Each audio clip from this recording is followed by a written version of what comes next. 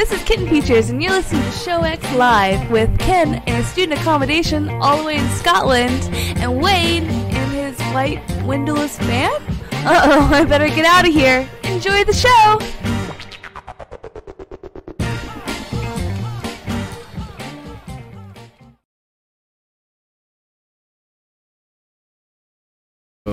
Hello, everybody, and welcome to Show X at VTWProductions.com. You're listening live at 2 p.m. Eastern, 7 p.m. GMT on the 16th of September, 2018. How is everyone doing today? And welcome to the show. Ken, how about yourself? How are you doing today?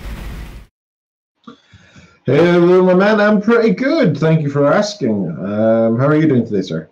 I am doing well. I'm alive. I am here. And other than a little bit of my neck saying it's mad at me, I am doing pretty good. Your neck's mad at you? What did you do to it? Oh, I don't know. I think I have a reoccurring issue where I'm pretty sure I have, I don't know now, maybe a slipped disc or something. I have no idea. It's something that every once in a while, if I sleep wrong, if I do something wrong, my neck will just be in pain for a couple days. And I have no... 2 on the pain scale, 10 on the pain scale? Like a constant 4. And if I move the wrong way, it spikes up to like a 7 or an 8, depending on what I'm doing. Okay, you should go see the doctor. That's the level where you need to go see the doctor. It's one of those that it goes away, and so I don't know what it causes it or what it is. But yeah, I'm old. Well, that's pretty much what it is. You have health insurance or whatever, right? I do. I spend lots of money on that. Well, use it. Yeah, but that takes time. That takes time. In terms of optimizing and being efficient with your time, it gives you more time to stay healthy, doesn't it? Well, but I mean, it doesn't limit me from doing things. I'm just in pain doing it. So I can still use all the time I have to do all the fun things. Until that pain increases because you're not fixing the problem, and then you can't do anything. I don't know what you're talking about. Doctors, stop making excuses. The pain stays the same all the time. It just equally sucks. But for those who are looking through there, yes, Ken does sound like he's talking through a tube, but that is because his microphone is in the shop. It may as well be. Yeah, so he is talking to us via what, your webcam or through your phone? I forget which one you were using for a mic. Logitech HD 1080p webcam. So yeah. Yep, conferencing webcam, so not as beautiful as a big condenser mic like we use regularly on the show. So that's what's going on there. But you can all sit back and still get ready for a bit of functional deviations as we get in here and start talking about what we've been up to this week. And so, Ken, what have you been doing? Well, that's a good question. Thank you for asking. So yeah, my recording studio is dead still. The power surge that went through both the audio mixer and the microphone and started causing issues has not been solved. I have taken to the electronics store. Guy there, it was like a clerk or whatever. I don't think he was one of the engineers there. He sort of said, I don't know if we can do that, but you can give it to us and we'll get back to you in like 5 working days and we'll give you a rundown. I was like, oh, thanks. Okay. So that was on, what, Thursday? So I'm going to wait till later this week to find out. But I normally, the way it works is I'm traveling for work tomorrow, coming back on Saturday, and they're closed the weekend. So I won't be able to pick up until at least 2 shows from now, if it's fixed. And I don't know if it will be. Well, let us hope, and we'll see what happens, because, geesh, it is painful when your electronics fail on you. I have things to talk in that same level. It's beyond painful. It's excruciating. It's just ridiculous. The reason this all happened was because I decided to do more with fun stuff with my gaming laptop. I wanted to, do some streaming and actually make use of this microphone and this nice equipment that we have. And and then that happens. So of course. Yeah, I understand, sir. I do understand, and hopefully they're able to find something. It's a challenge because I know in this day and age, most places have gotten away from actually fixing things, and it's turning society into much more of a throwaway and buy something new kind of society. Well, it generally makes sense because it's often cheaper too. Because the generally speaking, what the reason for that is It's really expensive. People's time is really expensive, but stuff is not. Right? Services are very expensive, but items are not. And so there's no point in repairing it because it'll take people's time and it'll cost more. That, and it feels like a lot of items are being built in such a way that they're just not meant to be repaired. They're kind of meant to be just put together, and if they break, oh well, now you're done. Yeah. Yeah, that's very true. But, yeah. So that's an ongoing issue. I'll keep you updated with how that goes, people. Hopefully sooner rather than later. Thank you, everybody who's supporting us via Patreon. The fact that we can actually go get repairs, or if we need to eventually replace any equipment, etc., is due to the fact that we have such fantastic people supporting us through Patreon. So thank you so much for that. It is much appreciated. Absolutely. Right, moving on. I'm on a little bit of hair of the dog today. I'm having a single alcoholic beverage here. Because I was at a wedding last night. Oh, nice.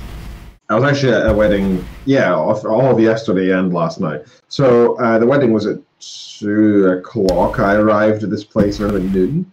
And it's at this hotel called Mar Hall. Now, in pretty much anywhere in Scotland, if you hear that there's a wedding in Mar Hall, you go, ooh. That's fancy, right? Oh, like Beyonce and royalty have stayed there. Right? That's how fancy this place is. It's a fancy hotel. They have a beautiful golf course next to it as well, and it's about 15-20 miles from Glasgow. It's a beautiful, gorgeous place. Now it's right next to Erskine, where I used to live, but I'd never been because why would I? Right? I'm just peasant scum, so why would I ever go to Mar Hall?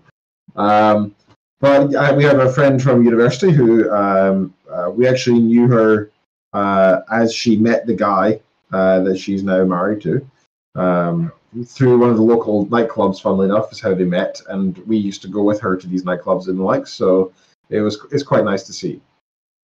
So we went along to that. It was a lot of fun. We drank way too much. The hotel was amazing. It was fairly expensive for a room, but it was well worth it because it was a beautiful, beautiful room. Nice. I gotta say before, and I was kind of like, we're gonna have to go stay in a hotel. It's gonna be can I not just travel home afterwards? It's not gonna be worth the money. But it really was. The whole experience was fantastic, and it was nice to just stay in such a beautiful hotel. They have now spoiled my understanding of breakfast food because it was so delicious. Hotels normally do breakfast really badly. Like breakfast is usually like a slapdash type thing that they do every morning and they don't really care. Like they'll cart out the same, the same sausages and bacon that they cook every day for the past 27 years, right? It's just they don't care. This was like seasoned and properly cooked, and the haggis was delicious. It was so good. So now I know where to take you if you want to properly try haggis in Scotland. If you want nice. I would, because it's now changed my opinion of haggis. Like this is the new high standard is Mar Hall. So well, no, that's actually very interesting here because whenever I talk about my experience coming over and visiting you in Scotland, I talk about haggis because of course everybody asks, and one of the specific things I say is that I was fortunate in my first introduction to it was that I showed up. It was right after Christmas, and Kitten Feature's parents were in town, and her mother made haggis for us, and was actually quite good. And that, by contrast, when we went to the hotel that we had your reception at, and in the morning went and had the breakfast fare, much like you're saying normal breakfast fare is, the haggis there was not. Yeah. That's tinned haggis, right? That's oh gosh, it was like the equivalent here in the States is when you go to same kind of thing, a hotel breakfast, and you get the sausage patties that have been sitting out and are kind of just there, and they're just dry. No, because good haggis is moist and tasty, and so very different. So no, that's good to hear. Had beautiful flavor to it and everything, and they had good black puddings, they had good sausage, they had bacon, they had good everything. It was just so good. I thoroughly enjoyed that. Nice. And the wedding itself was a beautiful ceremony. I don't know what I was expecting. I guess I just assumed it was going to be a religious ceremony because I just always assume most people who get married think, better just in case. It's like when you have a kid, right? Like, I'm not Christian in any which way. I never go to church and I don't pray and I don't really believe in God. But just in case, I'm going to christen my children, right? That's a lot of people think that way. And I sort of expected that to be the same for this wedding, and I expect the same for most weddings.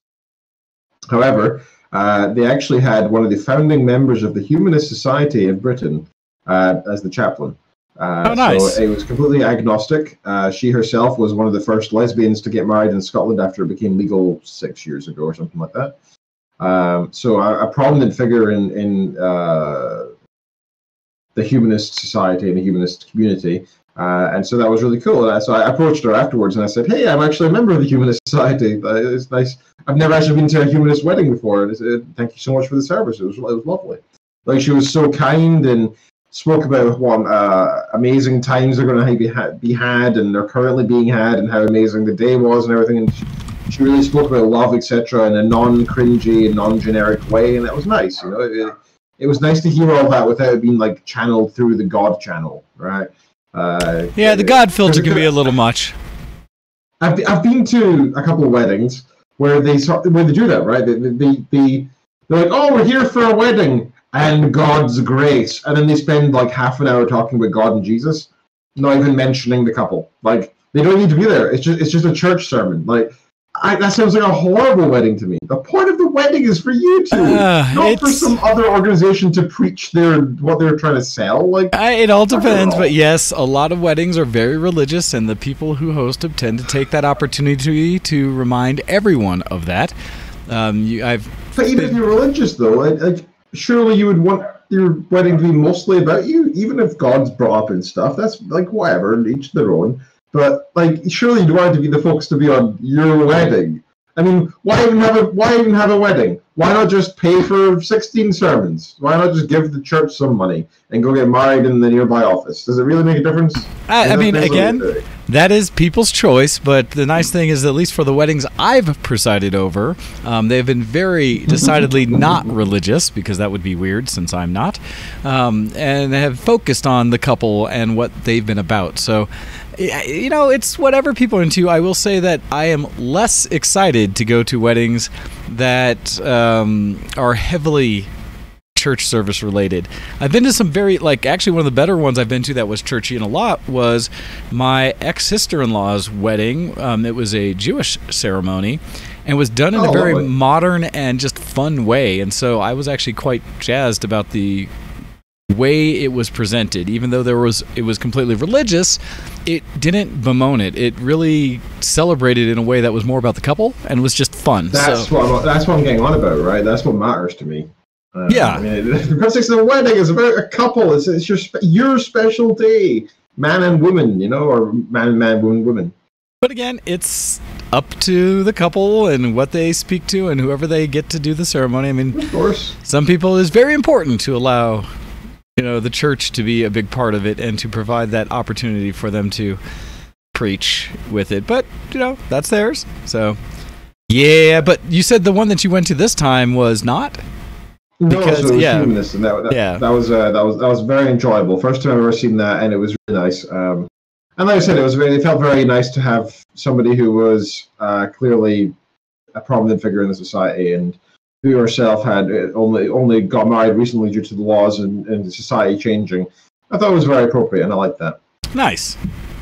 So yeah, that was a really enjoyable wedding. It was very fun, and the couple thoroughly enjoyed it. And I was thoroughly impressed by the venue, etc. So if you're ever in Scotland and you in fact, there was a lot of Americans there, lots and lots of Americans at this hotel. Probably because some of the people who were related to the family that were getting married were actually from, I believe, North Carolina. So there were quite a few Americans there for that anyway. But there was a lot of other Americans just enjoying Scotland and staying at Mar Hall for a little while. I'm guessing the more upper class Americans. There you have it. So that was good fun. Right. So in the next week, yes, I mentioned I was traveling shortly. So what's happening is I'm actually going to 2 different conferences this week. I'm not actually traveling to go down to BT to do work there like I usually do. Okay. I'm mostly done with that. What I'm doing is I'm going to the first conference is kind of BT related. Basically, BT started this conference when I first started 3 years ago, called the Tommy Flowers Institute, which is based on. So for those who don't know, you know the Enigma, Yes. Well, I do. Yeah, so everybody knows the film and the book, right? Well, basically, Tommy Flowers, Thomas Harold Flowers, I'm actually looking at the Wikipedia so I don't get anything wrong here, was an English engineer with the British Post Office originally. During World War II, Flowers designed and built Colossus, the world's first programmable electronic computer, which helped solve encrypted German messages. Nice. So he was one of the first creators of computers in general. So he's a very, very prominent figure. And I don't know if he worked directly with BT. Yes, he did. Yeah, kind of. He was related to it anyway. He worked on the site or something. Anyway, Okay. regardless. So basically, this is a conference that's been made in his name to honor him. And basically, what it's based on is it's not actually a BT thing, even though it's hosted by BT. It's supposedly a conglomerate of industry-based research in technology companies. So companies that are interested in doing research for computing and such, who have PhDs and master's students who want to get together with industry and do collaboration and stuff. And so all these different companies and all these different university students come along, meet each other, shake hands, and network, etc. And we go to these different panels and speeches and it's all very interesting. If you actually ever are interested, look up Tommy Flowers Institute. I believe I'm in the video recommending it. My beard is about twice as long because it was 3 years ago when I didn't know how to style a beard, so I just kept growing. So you can check that if you're interested. So I'm going to that for one day. It's actually a 2-day event, but I have to cut it short as I'm going to my second conference, which is the conference that I am presenting at. So I had a paper. This is one I had a paper accepted to a couple months ago that I mentioned.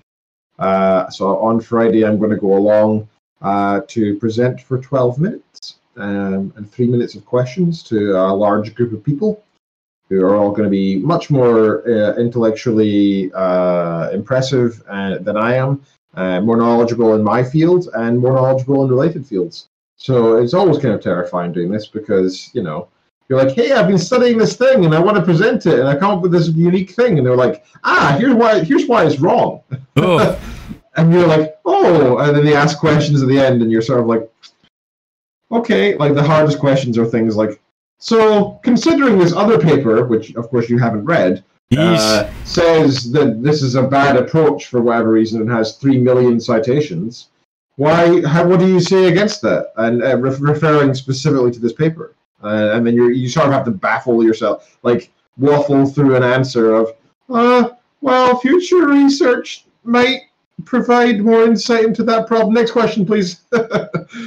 So it's quite a scary kind of thing. But in the end, it's very important that when you write research and you publish research, that you actually present it as well, and that others can talk to you about it, because some of the connections that can be made from that might provide even better and more powerful research in the future, right? Who knows? So that's my plans for the next week. I'll be traveling down there and back. The last thing I want to mention is I've signed up to make my life a living hell over the next year. Okay. So the work that I've been doing with BT has effectively come to a halt as of 2 weeks ago because I'm reaching the end of my PhD. It finishes in May. So I need to write up my thesis now and finish up the papers I'm working on so that I can finish my PhD, get my doctorate, etc., and then go find a job somewhere. However, I'm very aware of the fact that I get paid every 3 months, right? I get paid in 3 monthly chunks. Gotcha. So that means my last paycheck, and I'm getting joined by dogs. Hello, dogs. Thank you for joining. You're very welcome. Since I get my last paycheck in February, that means it's not as if it's my last paycheck from February and then I'll have one in May. It means that if I get a job, I still wouldn't get paid till the month after that. And that's assuming I started working on the very first day that you leave what you're doing, yeah. So it's pretty scary. I decided that the wise thing to do would to have some savings, right? So Absolutely. 1, I'm applying for a bunch of jobs all over the place, and 2, I want some savings. I'm also aware that we have a week in Vegas booked, and Christmas is coming up. Both of our birthdays are coming up. Our 5-year wedding anniversary. Lots of things to book for, or lots of things to save for. Lots of important things. Yeah. Yes. And so I've realized that while we probably could manage I'd rather us be kind of like at least vaguely comfortable, like happy. Yeah, you want to be ahead of the game versus just kind of barely getting there. Yeah. I don't want to be existing. I'd rather be enjoying life, and I think so would kitten features. And I'd also rather not lean on a mix of parents, friends, and banks, right? So I think I'm just gonna. So my plan is to do some part-time teaching. That's what I decided to do. Okay. So I asked my university to do 2 hours a week of the most highly paid thing. Because I have the most experience of all the other PhD students of teaching, because I've done so much over the years. They basically said, yeah, no problem, you can have it, right? And I was like, yes, I got nice. It. I'm getting 2 hours of the, like, that's it, just 2 hours a week, and nothing else, at the highest rate of pay, but normally you have to pick up a bunch of, like the lower paid work to get the higher paid work as well. Like, you need to do 6 hours of other stuff or something to get 2 hours of this stuff. But I just got the 2 hours, so I was very happy with that. Then the organization that Kitten Features works for, the one that I used to work for in 2, also approached me saying they were in dire need of getting a new computing teacher in, because the guy who replaced me before has since left the organization. Also, they need it all rewritten due to quality assurance reasons, right? So basically to meet new standards that have been developed, which is a great thing, right? Standards are always important. Yeah, no, you want to keep up. Rewrite the course. Yeah, it's important to have some kind of standards. Especially in higher education, right? You don't want to have people slacking and not getting the job done or whatever, right? Students, that is. So they asked me to come back starting Monday, as in tomorrow. Where I spend 2 weeks rewriting the entire course to meet these new standards, and then they want me to start teaching 6 hours a week till December. And I said, yeah, sure. Let me think about that. And, well, honestly, one of the main reasons I did it was kind of I've always been kind of against this idea, but I seem to have fallen down into the track of following it. Kind of a loyalty. These guys have been good to me in the past. They were genuinely very helpful. They let me get the job before, and their pay helped us live the life that we have. And, you know, it was one of the best organizations I've been able to work for in terms of they're very lax. The requirements are you know, they have high standards, but they're more based on the academic approach of do the work when you please, so long as it's done, take your time, right? That's all that matters. Is just as long as you meet the deadlines and as long as you do the hours that are required for teaching, etc., that's fine. And they're very relaxed, and I love that. So they're very good to me in the past, and I thought to myself, you know, like I could use the money. The hours are quite a lot on top. I mean, that'll be 8 hours of teaching on top a week. I mean, that's a lot on top of the PhD already, plus prep, right? So that's an extra like 8 hours on top of that. So I accepted in the end, and so it's only going to be for a couple of months, but I imagine this is going to be a stressful next couple of months. But like you said, it should give you a leg up on things, right? Between each of these, it's just another like step forward or a little more in the pocket to be able to be ready for when you have to transition out. Yes, so financially it'll definitely help us out as long as we don't do anything stupid. Like buy a gaming laptop or anything, because right? Like that's also the other reason I'm kind of doing it, right? I mean, covering certain purchases, yeah. Certain impulse decisions. Don't know about that. I'm sensible. I would never do anything like that. So that's everything that's going on in my life that is worth bringing up. Sir, please enlighten us as to what's been going on in the world of Wayne. Ha! The world of Wayne, not quite as WW. fun. Yeah, I don't know if I can claim that acronym or those letters. I don't think anybody else using them. Exactly. So, much how you had talked about, you know, the frustrations of technology not always working out for you, I've had some similar ups and downs over the week. So after the show last week, was banging around in the basement getting prints going, other things like that, and got online to play a couple games of Rainbow Six Siege with like Fork and some other folks that were online. And in doing so, as I was playing along, everything was fine. It was just, you know, going around. But as I got into the game, I noticed that, and I'd been playing around with things all day, all of a sudden it was just like getting very choppy. And so as I was playing, it was just like stuttering as I went, and I was thinking, what the heck's going on here? And I looked at my system, and I did see one core on my CPU that was kind of pinging and maxed out. was like, what was going on? So I jumped in my task manager and tried to shut anything extra down and close things out. And it was still just pinging, and Rainbow Six was running slow, or kind of just weird. It was running, but like I said, it would chop. And so I logged out and back into Rainbow Six, tried playing it again, same thing. Just didn't know what was going on. So I told everyone, I was like, hey, I'm going to reboot my computer. I'll be right back. Figuring that there might be some process that I just had missed or wasn't sure what was going on. So as I rebooted it, it popped up at the BIOS screen with a warning saying your CPU temperature is at basically 90 Celsius.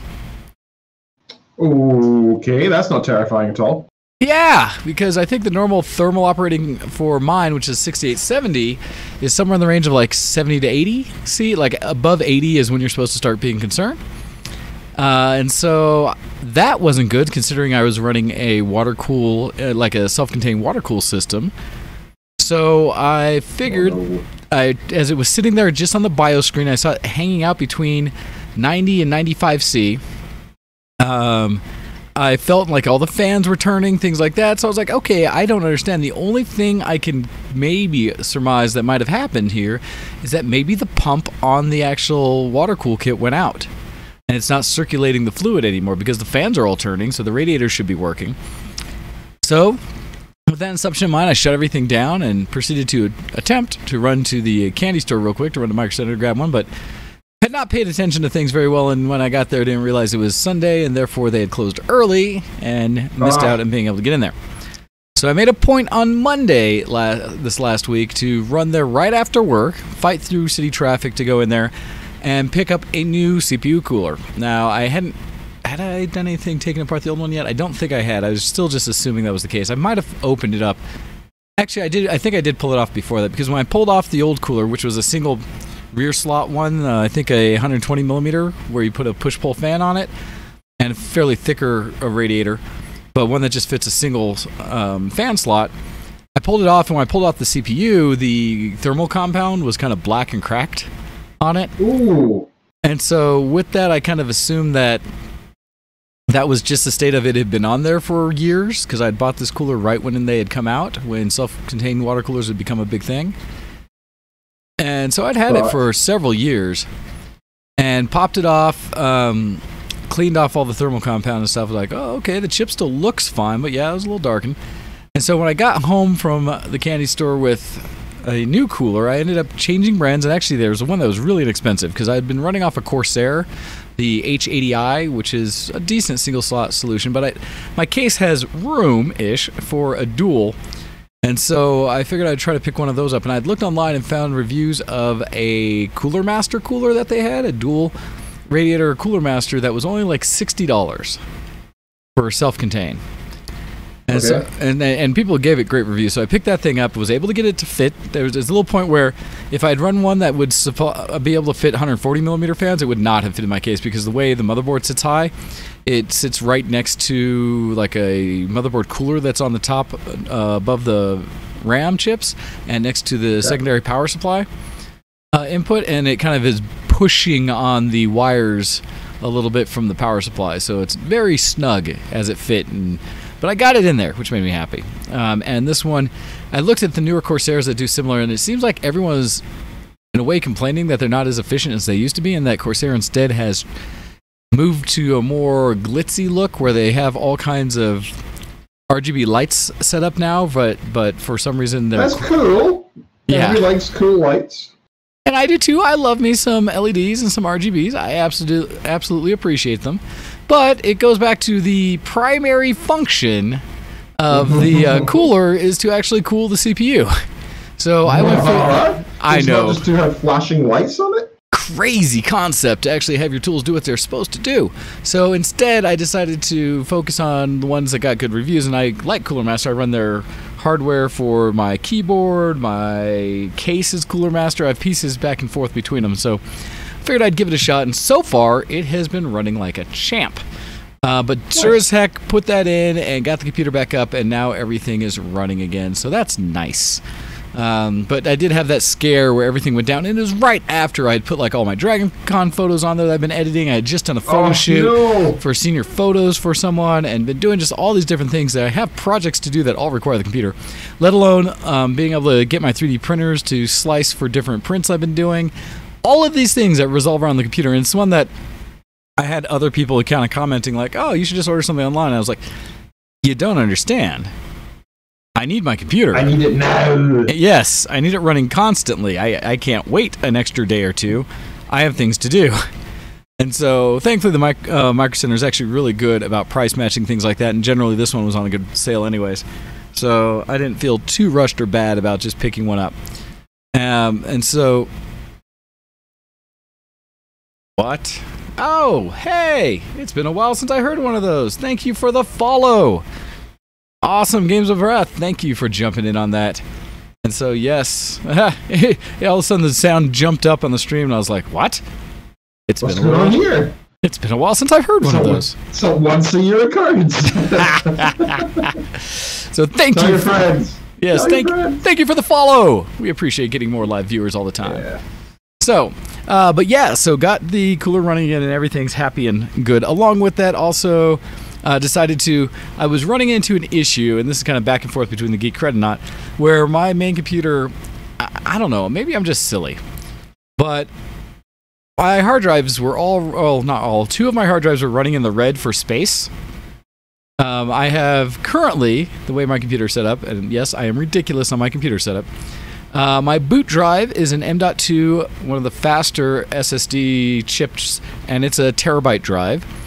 A NAND drive, and then I have where most of my like traditional programs and stuff that aren't needing to be loaded constantly from the OS, I put on my D drive, which is another 1 terabyte SSD. Now I had upgraded it from my old Velociraptors I used to be running. And then my main, I have a games drive, which is designed just to kind of hold the majority of games, and it's a 2 terabyte Western Digital Black, which is a nice fast one. And then I had, in order to kind of increase my overall gaming, I also had purchased another 1 terabyte. I think it was basically a 1 terabyte or 980 or something SSD for all my faster gaming, for things where I didn't want long load times between levels. Thought that was pretty reasonable. So basically about 3 terabytes of storage for gaming. Except that both of those drives were down to under 50 gigs of storage. I think you need to start uninstalling games you don't play. I've done that. But my Steam list is... You do not play regularly that many games. And besides, your internet connection's fast enough and you can just re-download it if you need it. But I like to have games on hand because I never know what people are going to say, hey, let's play this game or let's play that game. So many of my friends play so many different games. I don't want to constantly be having to re-download and install. So I do, and I did, go through my list of games and uninstalled several that I hadn't touched for a while. And I had no idea of when I would touch again. But when I have a Steam list of 400-something games... and there are such a variety of things that people play online, I feel like I need to keep them on there. So while I was at the candy store, I figured I would help the problem a little bit by looking through the hard drive selection. I figured I could extend myself to another slow drive. I didn't need another SSD. And so I picked up, and is this one I want to say it's a Toshiba brand hard drive. Give it a shot. But it's a 5 terabyte hard drive that I threw in as my additional slow gaming drive.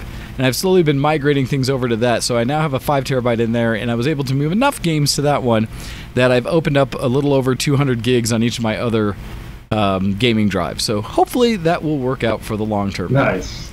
So that was the other little mix I did as a whole on my computer, just to kind of make sure I am better prepared for kind of everything I'm doing here. Well, if you ever want a faster than you can download and it's technically still available, you could get a really large external hard drive.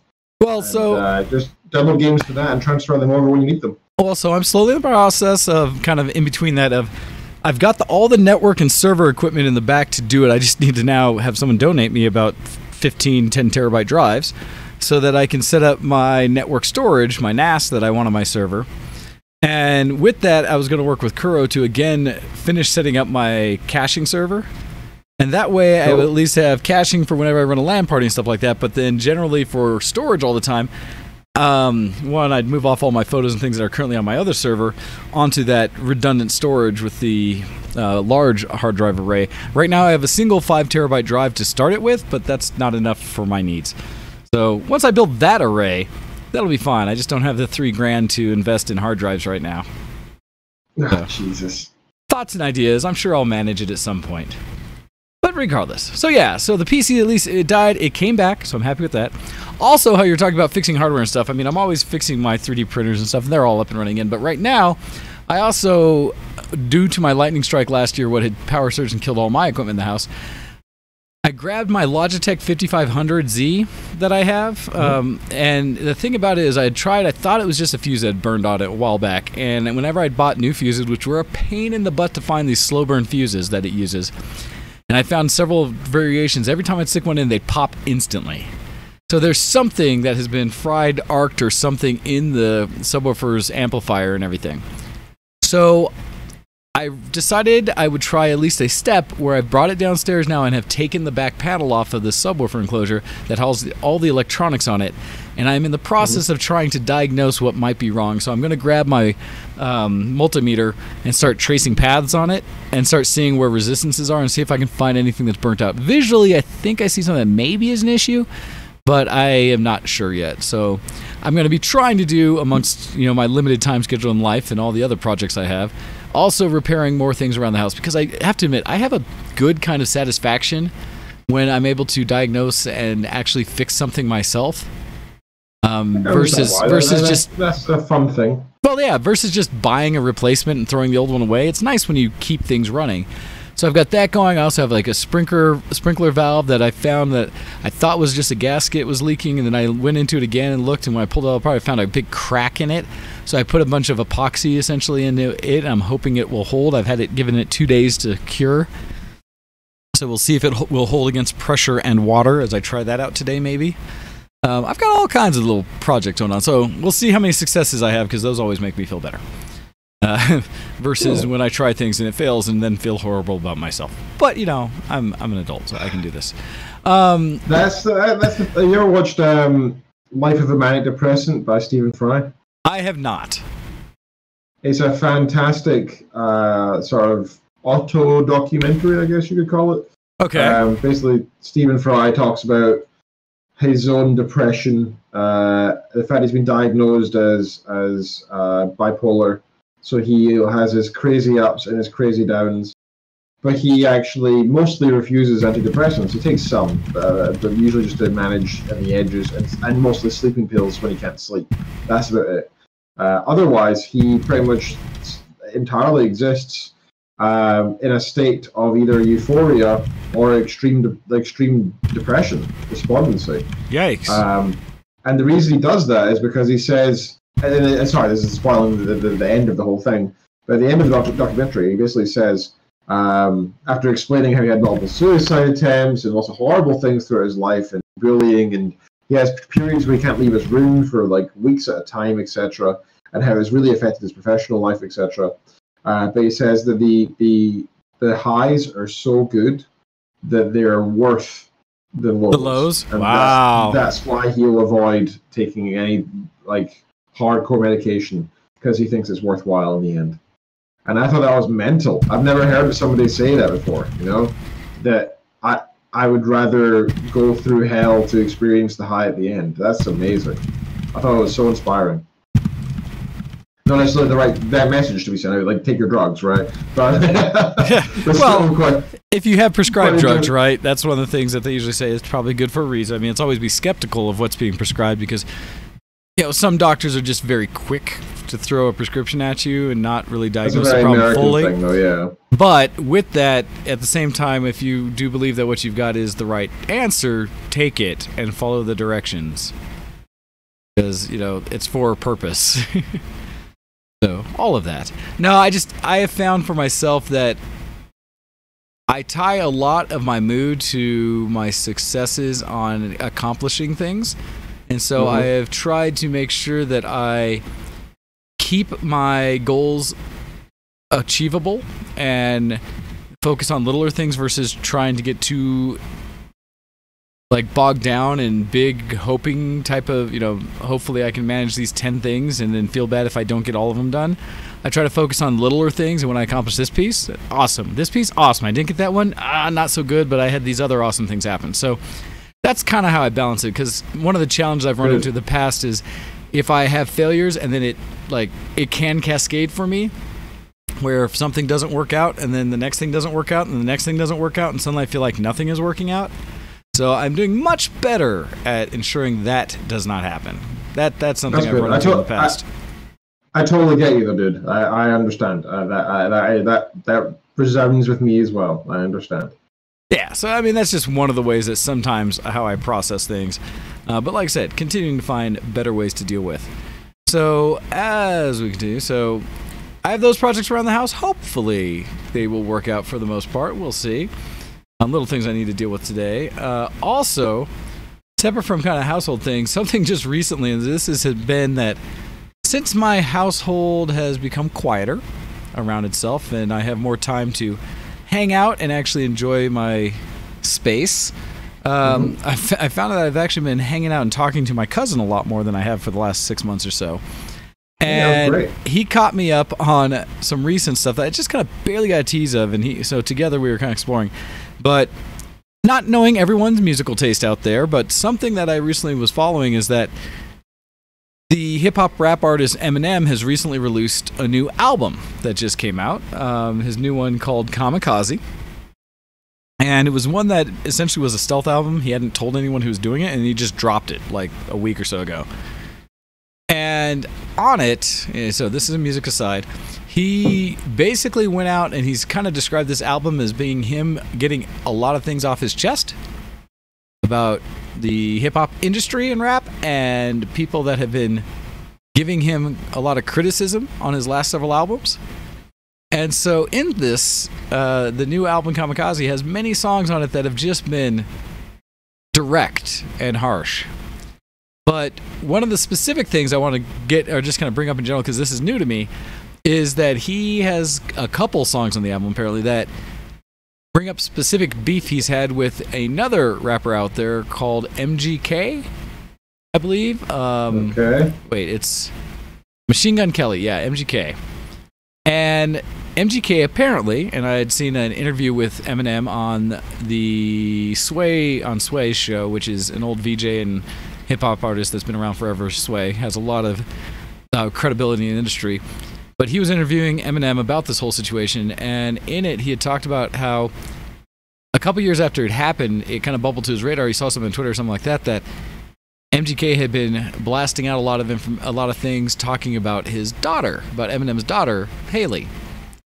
And in doing so, right, well, just admittedly, Eminem's daughter is now grown. I forgot how old she is now, but she's an adult. She's no longer a child. I actually saw an image. A friend sent me a picture of her a couple of years ago, actually. Yeah, she's no longer a child. She's an adult. She's apparently quite attractive. Well, yeah, she's. It's just weird. I see her as a child still because, listening to the songs back when I was like 12, 11. Right. I thought of Haley as being this tiny little child at the time, and so the songs still sound that way, right? So hearing anything else or seeing anything else just doesn't fit with my mindset on it. Oh yeah, no, and so understandably, but Eminem heard the stuff that this MGK, that Machine Gun Kelly, had been talking a lot of things about Haley, saying good, bad, ugly, whatever, but both things of how he admired her, how he thought she was really hot, all these things. And he heard it and was kind of like, whoa, hey, what are you doing talking about my daughter, right? As many a father would likely do.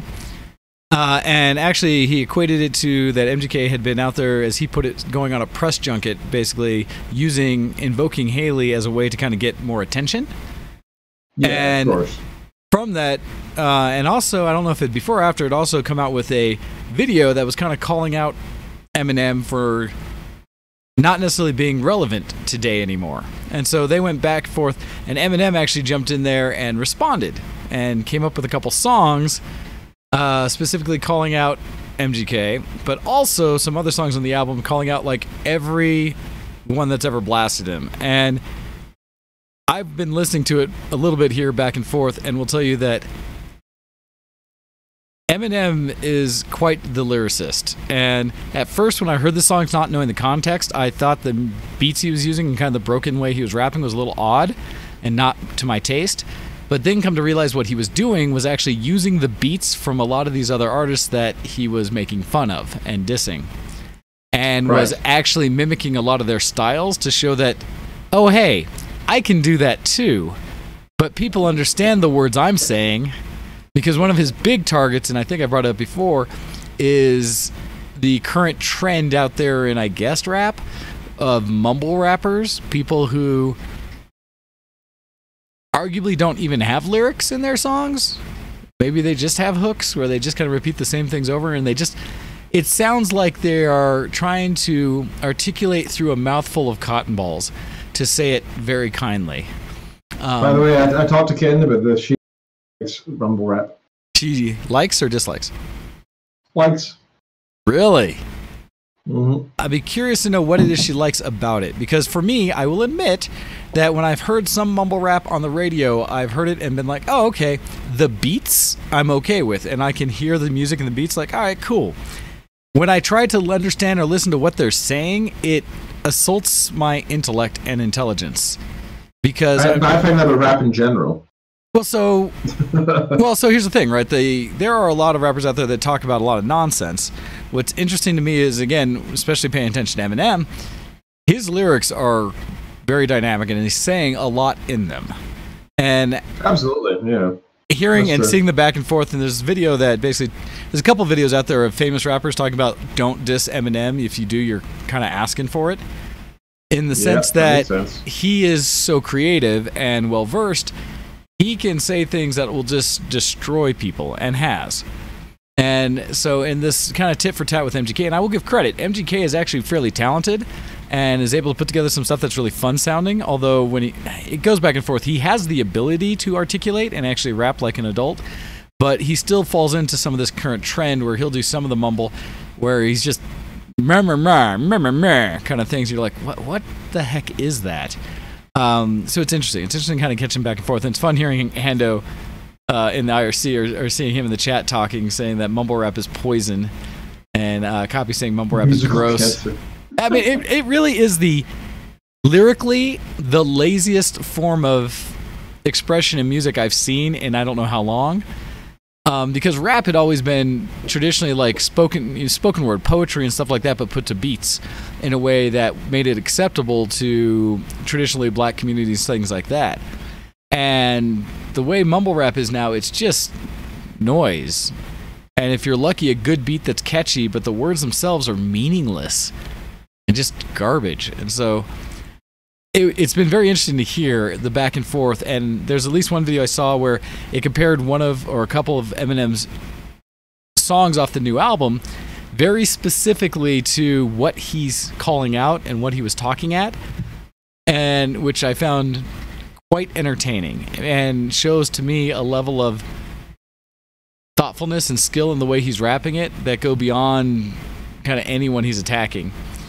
And I was quite impressed. So just in general saying that, well, I know a lot of people, and actually the thing I've heard about mostly with people who've been dissing Eminem lately, they've actually fallen out with him because a lot of his recent stuff has been calling out the U.S.'s president and our current administration.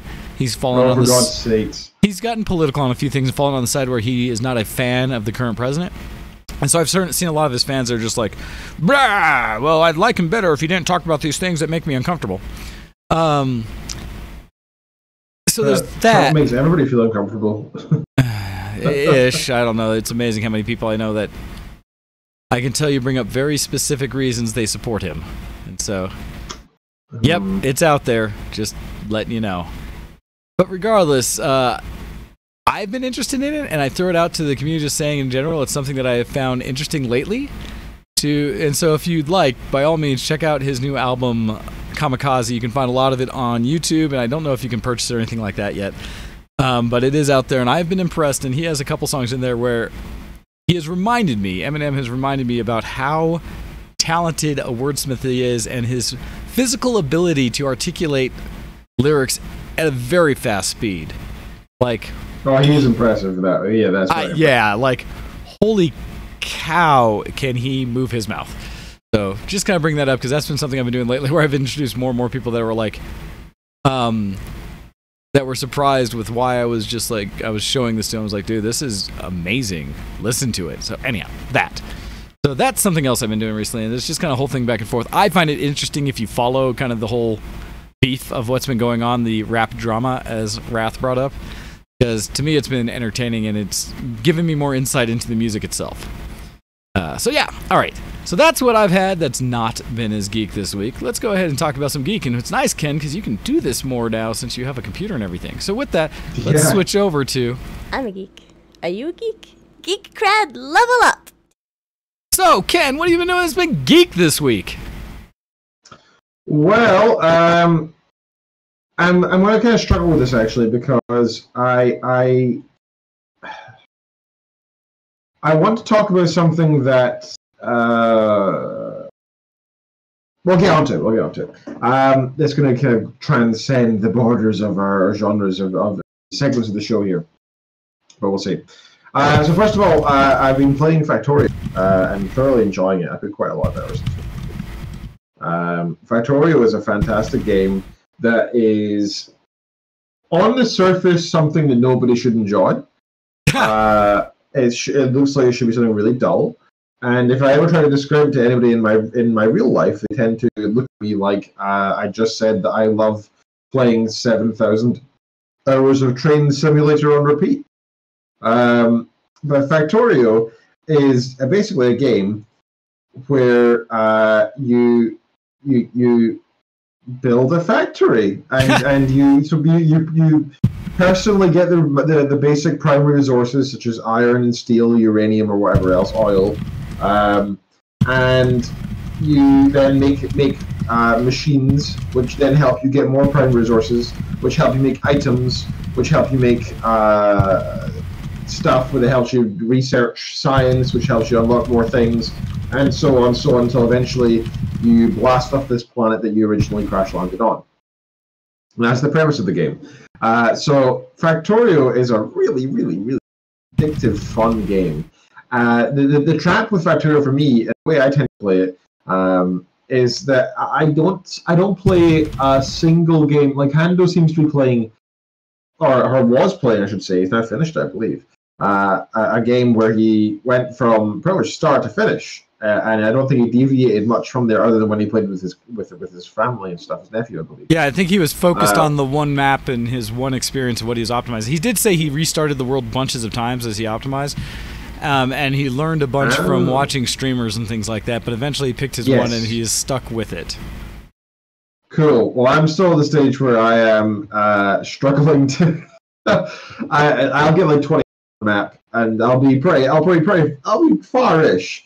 And what I tend to do is realize how inefficient what I've done is, or I've done something wrong, or I put some stuff in the wrong area, and it annoys me because it means I can't expand the way I want to expand now, or need to expand now, and I give up. And so it's pretty dumb. What I tried this week, one of the things I tried was instead of focusing on the main and most important stuff, like normally I would be like, okay, I need to have a crap ton of iron coming in, and then I can make a crap ton of stuff with that. And I'll make a crap ton of the things that make research stuff because research is important. And then I'll make a crap. I'll be very like depth rather than breadth of the game, right? I'll have barely any defenses, and I'll make do. Gotcha. And that's always my go-to approach. But this week I actually did a breadth approach. I tried automating everything. Right, so even things that I don't generally need many of, I automated it so that I'd have a crap ton of them to the side just in case I need them. So, for example, mining picks, you need maybe like 20 for the whole game, and that'd probably be too much. I made it so that it just automatically generated them forever, just nice. Just in case, right? And I did that with everything. So I had all of my machines making other machines that I probably wouldn't need, but might need at some point. And that was going really well until I realized that I had so many things that needed other things on opposite sides of the map, and it became far too complex, and I gave up. Oh no! So my current thing I'm working on now, I've not got many hours into it, but I'm thoroughly enjoying it. I'm still following that similar branch, but I'm cheating. Oh?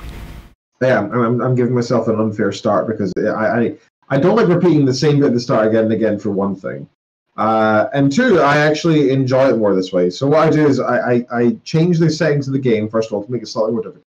Okay. So I make the enemies that spawn faster and be more effective. So they're scarier. They do more damage and stuff, and they spread much more quickly, etc. However, I edit the map so that my starting position is effectively on an island with a single little land bridge, so they can only attack from one direction. However, the resources on the island are only good enough to get me past the first couple phases of the game. Okay. So I might last 5 hours there, then I run by and I have to go elsewhere. However, it's my main base of operations. So it means that I have a kind of cushioned start to get off the ground and I can just quickly do what I need to do. But in return, I have a harder experience after that. Interesting. It's quite fun. So I'm now in the position where I've started making, trying to get my blind trains to work. Talking about Train Simulator. Going from my current base to other bases. Picking up oil and taking it back in and manufacturing it and stuff. And it's a pain in the butt to get all this working. But it's so fun. It's just logical and satisfying, and it just feels good when you get stuff working. I had one point where I made this super base that mined all of the iron it possibly could and all of the copper it possibly could, like way too much. And this is the one that made automate everything. And I finally got to like a kind of basic point where I was making Science Pack 2s or whatever. But to get to that point, I had to have so many other machines, so much being produced, that my base was already insanely like a metropolis. And I was so early, like I already spent so many hours in the game just to do so much basic stuff, but I really like, I don't know, it's like having a really powerful primitive army in Civ, I guess. That's kind of what I felt like. It's like, okay, you've got a great army, but you're like 10 levels behind in tech compared to the game's like ticking speed. So I was so far behind in that sense. But it was beautifully fun, and it was so satisfying that I said to the kid, hey, watch this. And I showed her the first packs coming around. And instead of normally when what I would do is, have a machine making a science pack and it would very slowly tick over and my research would begin. Instead, I had a flood. An absolute flood of these research packs, like 10 million of them just coming down the ramp at once because I had so many machines producing. And it was great. I suddenly researched every 2 minutes. It was really fun. So I'm having a lot of fun with that. It's a game that I'd love to play with the community more. The difficulty is that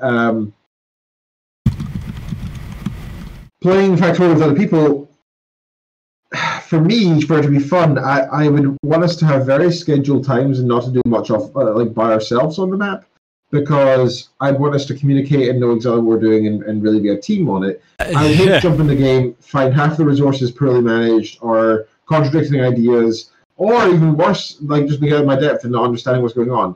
I much enjoy seeing Hando show me your base. It's really cool to see it. It's nice to see that you can get that far and how your defenses work, etc. It's really, but it's also very daunting because it's at a level of the technology in the game that I don't understand.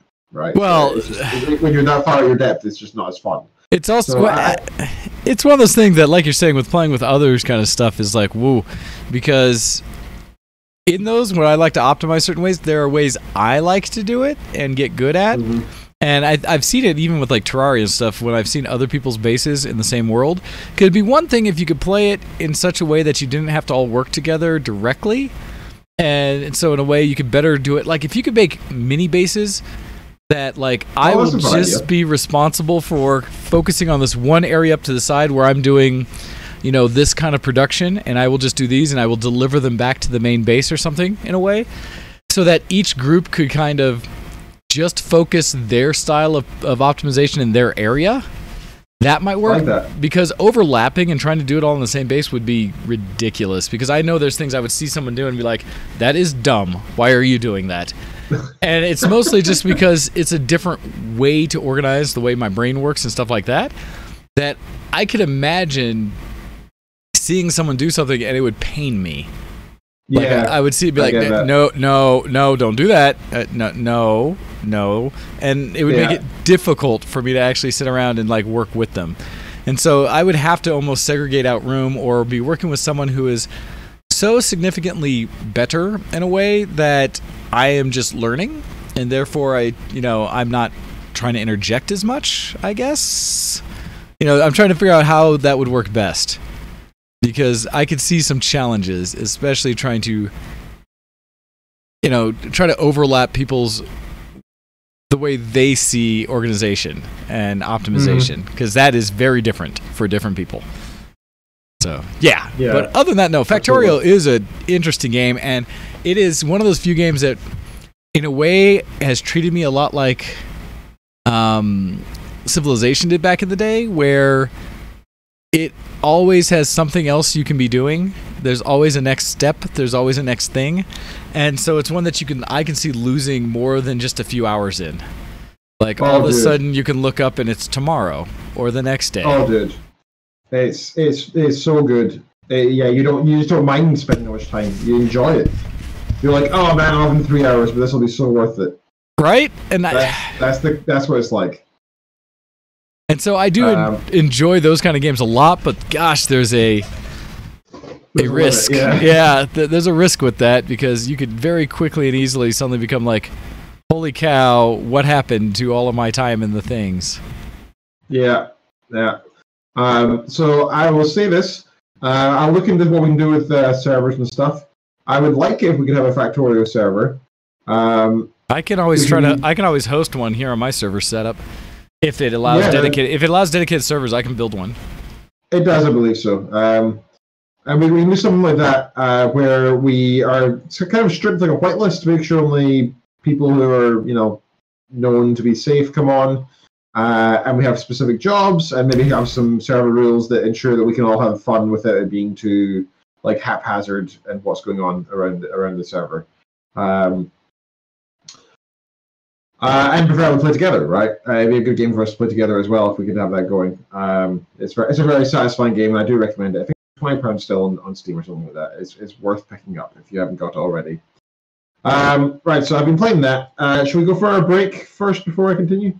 Yes, it is definitely time for us to take a break.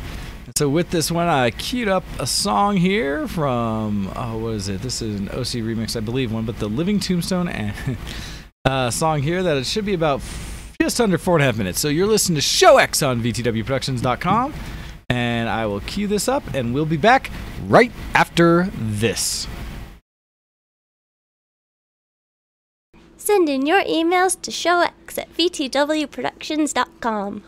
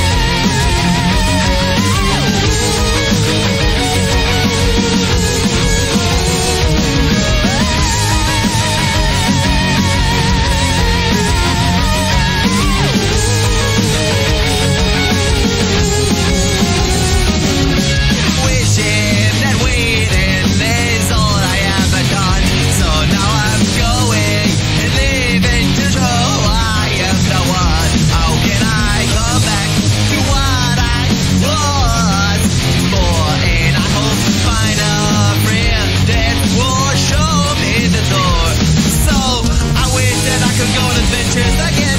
But the darling, funny the darling, so did I again. Wishing that I'd have a partner, dear friend, we'll think together and having fun. So I wish that I could go on adventures again. But the darling, funny the darling, so did I again. Wishing that everybody will know my name and call me back to home. Funny is something that seems so less long. I'll put the moon, I'm on the moon. I won't have a friend for a good time, but maybe not too. Somebody is something that seems so less long. I'll put the moon, I'm on the moon. I won't have a friend for a good time, but maybe not too.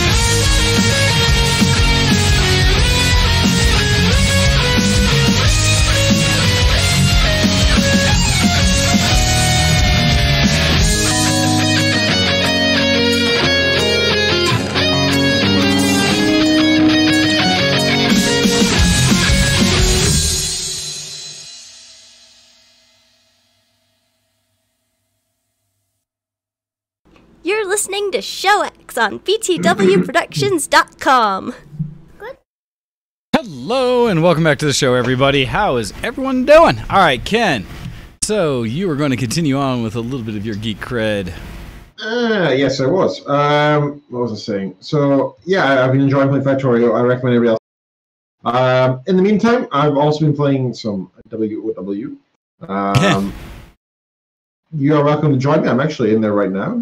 Come in and say hi. Moonguard US. It's always fun to have other people come in and play.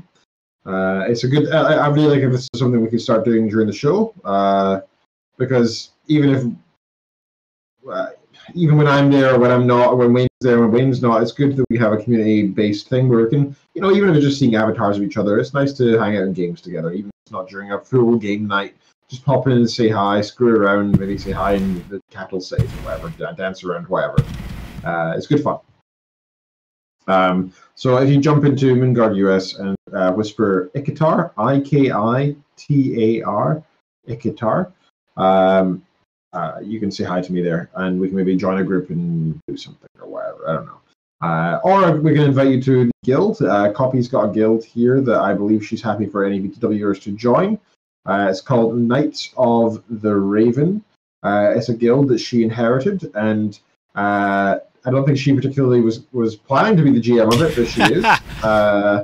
And it's pretty much just entirely full of her and my alts, and that's the whole guild. So come join us. If you want to make a character on the server, just a new character, that's always welcome.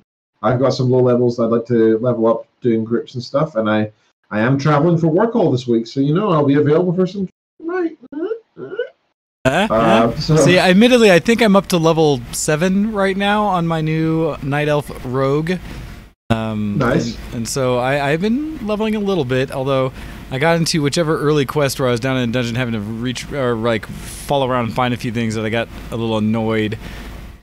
So I was trying to walk away for a minute, stealth, and sat down, and somehow I think a mob pathed into me and killed me. And so I was like, "Dah!" And I just said, I'm logging out for now. But I was trying to do multiple things, and I hadn't died yet in the game anywhere. I was like, oh, cool. And so dying that way just annoyed me, I guess. So I walked away like, that's dumb. I get it. It doesn't make sense. It is not necessarily it's a primal response, isn't it? It's not a conscious response. It was just sort of happens. Silly on my part, but and so I had to go to when I went to the graveyard, came up, was like, all right, I'll do this, whatever. So, oh well. But my God. I'm also looking that I'm looking at the potential to resub. We'll see. Hey, dude, the resub itself's cheap. It's the expansion is expensive. If you want to just hold off on the expansion, that's fine. Oh yeah, because I'm not going to do that for a while. I need to go through the whole lore thing I've been trying to do. So that's what I'm looking at. We'll see. I'm actually looking at like what are the subscriptions available right now. You can just get a single month. You can do that. You can do a single month. You don't need to do a 3 month or a 6 month or a year. You just do 1 month, and it's like $10. Like, if you're out and about and having fun with your friends, you'd be willing to drop $10 on an hour. This could be a month of fun, right? That's the way I see it. Gotcha. So yeah, I'll look at it. We'll see. I'll probably end up subbing here shortly, so that I can at least get into the guild and things like that. People can actually friend me. Yeah, absolutely. So everybody else, we need more. Well, to be honest, I think the easiest thing, the way to convince Wayne to get in on this is if we have other people also join in on the fun. So come make a character. Moonguard US Alliance server. It's good fun. We'll play together. We'll do things. We'll do lore stuff. We'll hang out on Discord more. Come say hi. Come join in. If you're interested, either email us, showx@vtdimensions.com, send us a tweet, or just message us in game, whatever. All are welcome. Right, so yeah, I've been playing that, and it's been good fun. I've got my warrior to max level and been screwing around with that. So I've been paying attention to the World of Warcraft subreddit, actually, and listening to what they've been saying about issues and problems and how they feel about the expansion and everything. And I think people are already getting kind of upset because it seems like Blizzard has held out on some content that they said would be ready at launch. And the way that they've added these sort of artificial walls so that we can't access certain things. Basically time locked for no real reason by 2 weeks. I'll get into that a little more in the Geek Cred section because I'm going to try to find an article or two on it as well so it can be fully explained so I don't have all the facts. So I'd rather hear it from a journalist than anything. So we'll get onto that. But anyway, that's my Geek Cred, sir. What have you been up to? And please do tell us all about it. Oh gosh, let's see. What have I been doing that's been geek this week? So the main thing I think. So I also have been playing a little bit of WoW. Like I said, I've been leveling up my rogue, who's a female night elf, whose name is like what I think it's Midna Twilly or something like that. But I'll have to get the actual spelling of it and share it out when I get in there again. And so far, I'm just going through the base early quest line to get up to 20, and that's where I was initially going to do the sub, was wait till I got up to a point where I could actually be out in the world doing real things, and then trying to set up some times where hopefully we'll get together and do some of the lore. Some of the big raids is really what I'm after, since I've never done those before.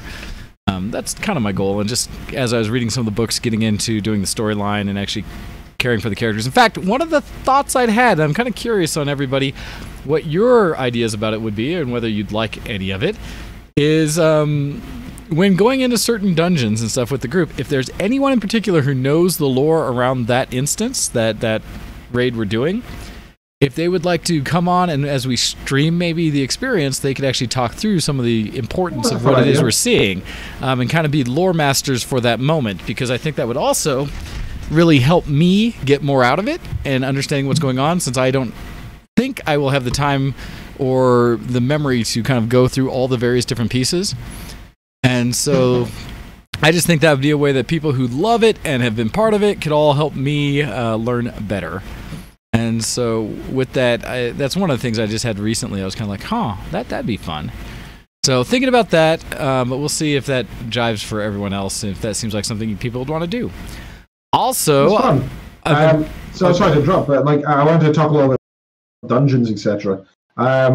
So in WoW, generally speaking, lore is the game is based on the lore. The lore is not based on the game, right? Like, admittedly, the lore is obviously written to work with the game because that's very, very important. However, it's mostly written from the perspective of and external stuff. The game is more like a model of what happens in the Warcraft universe. Well, but there's also a lot of lore in the game with the books and kind of just absolutely. what people are sharing and talking about back and forth. I mean, there's a ton of lore in the game if you actually take the time to read it. Oh, I'm not saying otherwise. My point is more just that, for the idea of right, magic is something that is a very, very real. Most peasants probably wouldn't see magic in their life. It's only like the rich and the powerful and the very knowledgeable that know about it. But if you play the game, you can't walk 2 steps without seeing some kind of magic. Even hunters can do arcane shots, right? Like it seems like every class has some kind of, or warriors can do a spell deflect shield thing, spell reflection. That's a kind of magic, right? Oh yeah. And it seems like everybody knows magic, and that's just not the way it is in the World of Warcraft universe. In the Warcraft universe. Equally, we assume that all the classes are equally powerful. That's not the case. I mean, generally speaking, if you have a warrior, you're not as powerful as any magic wielder. You're not, right? A single druid, a single paladin, a single whatever will always be infinitely more powerful than somebody who just has a sword and shield and is quite strong, no matter how skilled they are. I think there's arguably something on that, because I think if you look at that, if you're skilled enough, you can actually find ways to work through and around, like if you have enough knowledge, right, about how different characters work, or different classes, I guess. So if a mage were to come at you, but you realize that if you close distance and just poke their claw fast, that you will take them down, I would say that a warrior could be very effective, as well as if you catch gear or potions and other things that you can use around you to augment yourself. I can see that as being part of it as well. I don't know. I mean, I see what you're saying, and the idea that by nature they're going to be more powerful because they can do magic and things like that, but I still think there's a piece to, if you're skilled enough, you can still be surprisingly deadly in all senses. Because it's just like a rogue, right? Not knowing magic, but being stealthy enough to walk up behind a magic user and just poke him in the back with a dagger. Absolutely. But similarly, you could say that, I don't know, the average 12-year-old boy could be more powerful than a nuke, in the sense that if they accidentally cut the right wire, they could do it. It doesn't mean they're more powerful. It just means that, Well, I mean, that's the discussion. The circumstances were there, yes. It's I guess how you rate power and what people figure is the important piece behind it. So I do see what you're saying with magic. I do.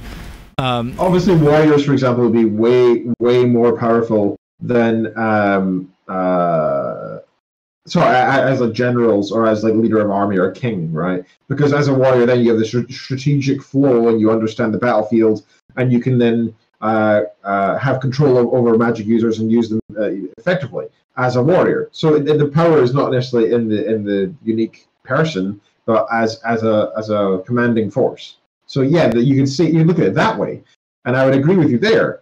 But I just think like one-on-one, I don't particularly agree that warriors can really take users, generally speaking. It's not me looking down on them. I just think it's just not a thing. Gotcha. Well, and like I said, that's where it's curious. It is curious. I don't know. It's something that. Anyway, I'm sorry to interrupt you. No, you're fine. That was like you said. I can see some thoughts around it. So yeah, no, it's fine. So let's see. As I distinctly might have clicked on things into WoW, and I'm like maybe sitting in there shortly. But also, I want to talk about another one of the games that I keep seeming to go back to, and that is League of Legends. Because in League of Legends, they have done a new event that's currently active called the Odyssey Extraction. And this is what I wanted to bring up mostly because it is... let's see, how would I best describe it? They made a cool little experience that is essentially a solo kind of thing. Or not solo, it's a co-op. It's against AI kind of thing. And in it, they have you taking out this villain, which is basically one of the new champs in the game. And you go through a bunch of different levels with a full 5-man group where you are essentially beating out waves of mobs of different kinds of creatures. And as you're killing them all, you progress and get little bits of level up and item money and stuff like that. So between each phase of it and each different map you go to, you're able to level up slightly. And so it works its way forward until you get to essentially the end boss fight against him with your team. And what's interesting with this is it's against AI, and you're working together doing not just a regular 5-man on either a regular bot game or something like that. It's actually in this new level of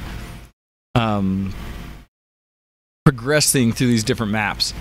And they only provide you 5 champs that you're able to play. What is it? Yasuo, Ziggs, Sona, Jinx, Malphite. I think those are it, if you do one of each. And That's cool. So, but you can also double up characters, I believe. Although, yeah, you can double up characters if you choose. It's interesting because they give you different little awards for doing things as you go through, different achievements to go through. So, playing a certain level of difficulty with different characters, being able to, I think there's one in there I haven't seen yet, but someone else was asking for playing all the same character, giving an award for being able to beat it that way. Just things like that. And of course, in League, the way that works out is anything you're doing, it essentially opens up other currency that allows you to buy things in game. They have a new set of skins for this mode for each of those characters, I think a couple others, as well as they've got different icons, and I don't know if there's other emotes or something like that, but it's kind of an interesting concept. As well as on the side, what they've also done to change the gameplay with it is persisting in this specific mode. You can do unlocks of up to 6 different enhancements for each of the characters. And as you progress and do some of the achievements, you open up different slots. So initially you can only use 1 enhancement. Now I think I'm up to 3. And as you level up and do other things, it unlocks other enhancements that will actually persist and stay on that character. So the next time you play, you may have a different adjustments to your abilities, where each character individually has specific things that will happen differently. Either things will refresh faster, or their ability will do extra things, stuff like that. And so you can actually make your character more powerful in the long run, slightly RPG-ish. How refreshing is it to have a company that is producing free content? Well, and constantly adjusting it, right, to make it stay relevant so that people will want to come back. I mean, that's cool as heck. And so the CGI video they did for this as well was just awesome. Yeah, this whole instance with it where, because, Jinx as a character, too, is just entertaining. And so having the character of Jinx going through and saying, like, you know, hey, we did this stuff. We're on this ship flying around the universe saving things. It's great. And look at us. We're not dysfunctional. It's very entertaining to see. I do enjoy it.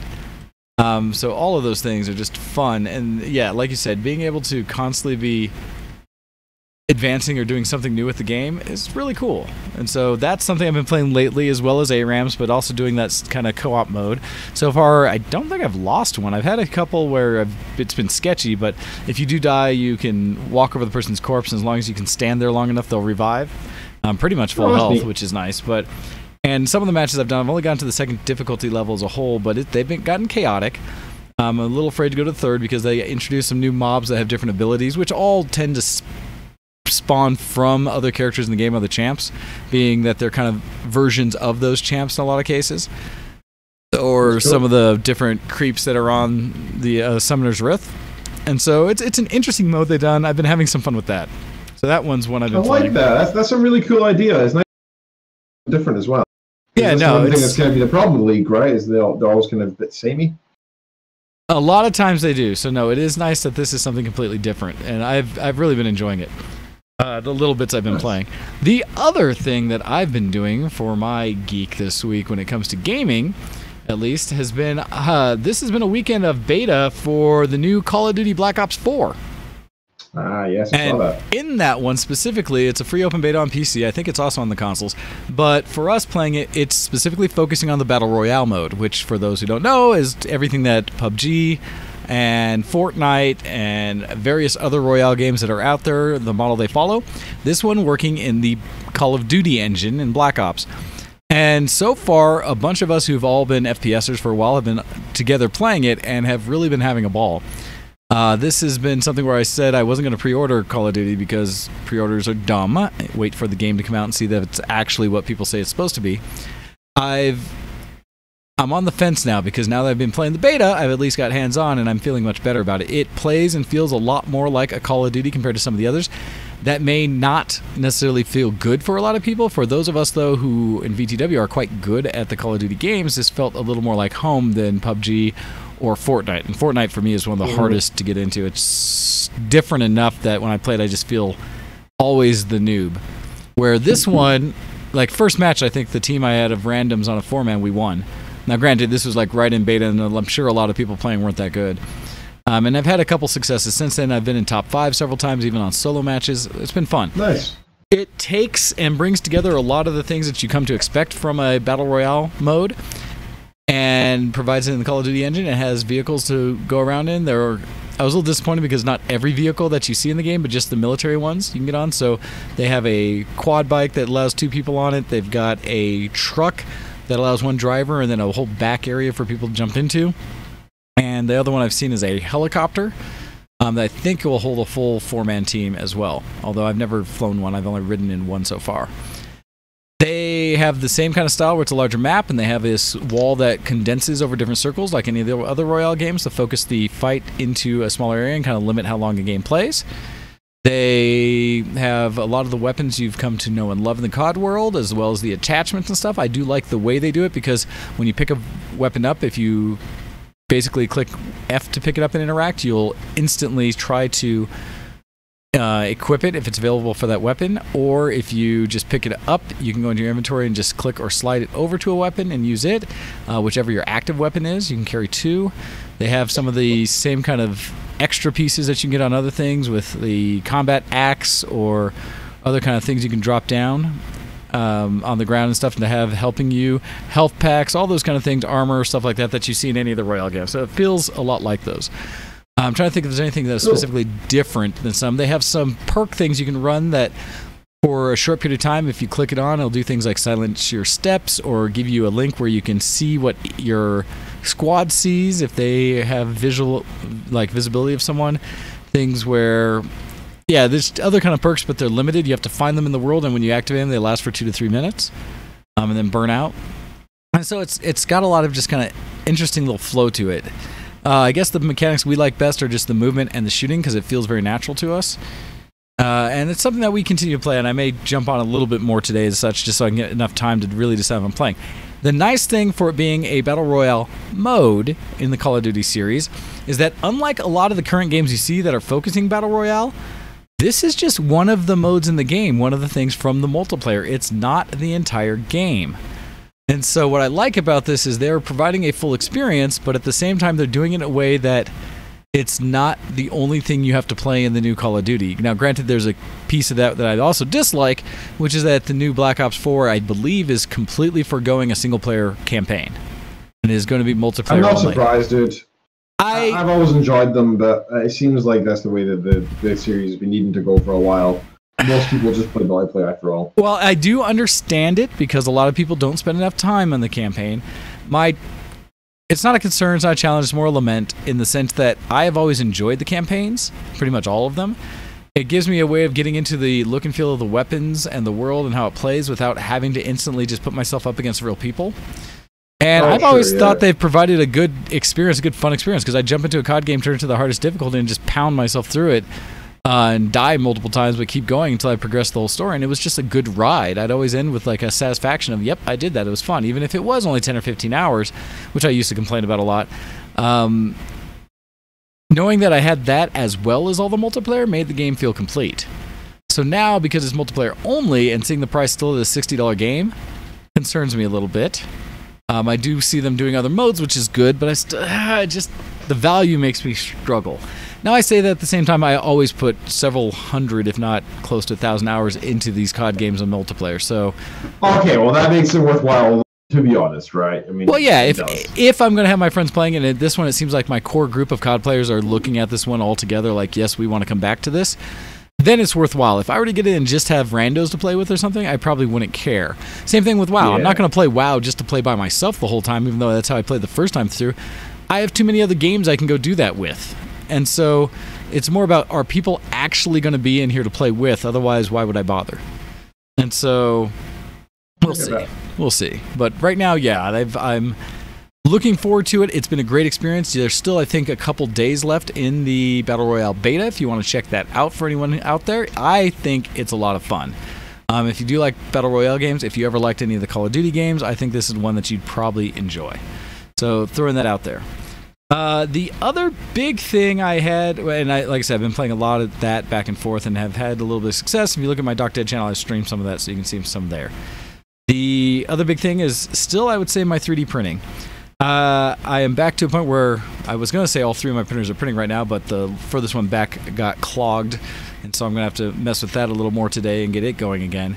I was so close to saying I had found my new favorite filament, because I got this filament from a Chinese company, and I'd have to look at the box to double check it, but it is printing so smooth, and the shine on it is beautiful. It's a gold metallic one that I was doing because I'm trying to do this cosplay commission for a gold helmet, and I'd run out of the filament I was using.